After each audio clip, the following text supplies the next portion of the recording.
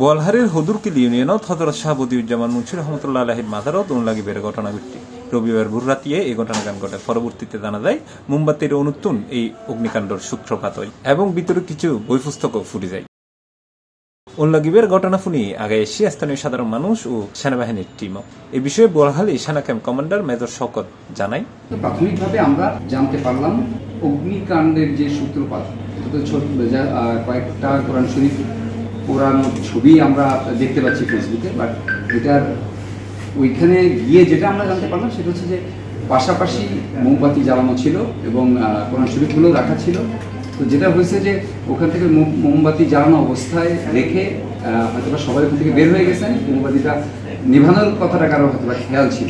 এরপরে কোনোভাবে বাতাসে বা ঝড়ে টরে কোনো একটা কিছুতে মোমবাতিটা কাঁপে পড়ে যাওয়াতে একটা বা দুইটা কোরআন শরীফে আগুন লেগে যায় এবং ওইখান থেকে হচ্ছে আপনার ওই তাকে যেই কোরআন শরীফ রাখা ছিল তোমার এরকম করে 3-4টা কোরআন শরীফ ওখানে আগুন লাগে। এটাই আমরা প্রাথমিকভাবে আমরা এটাই জানতে পারছি। 3টা টিম ওই জায়গাতে ছিল, প্রত্যেকেরই প্রতিবেদন একই রকম পাওয়া গেছে। তো আমরা ধারণা করতেছি ব্যাপারটা আসলে এভাবেই হয়েছে। এরপরও এটা নিয়ে কারো কোনো ধরনের কোনো দূরভিসন্ধি আছে কিনা সেটা আমরা আরও খতিয়ে দেখতে। তো আমার কাছে যেটা মনে হয় যে আমরা অনলাইনে যে খবরটা দেখতে পাচ্ছি যে কেউ উদ্দেশ্যপ্রণোদিতভাবে কাউকে হেয় করার জন্য করা হয়েছে, এরকম কোনো সম্ভাবনা এখনো পর্যন্ত আমরা পাইনি। আমরা গ্রাউন্ডে গিয়ে যেটা দেখেছি এরকম কোনো সম্ভাবনা আসলে নেই।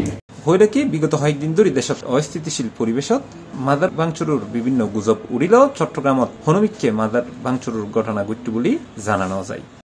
C+ TV, Chittagong.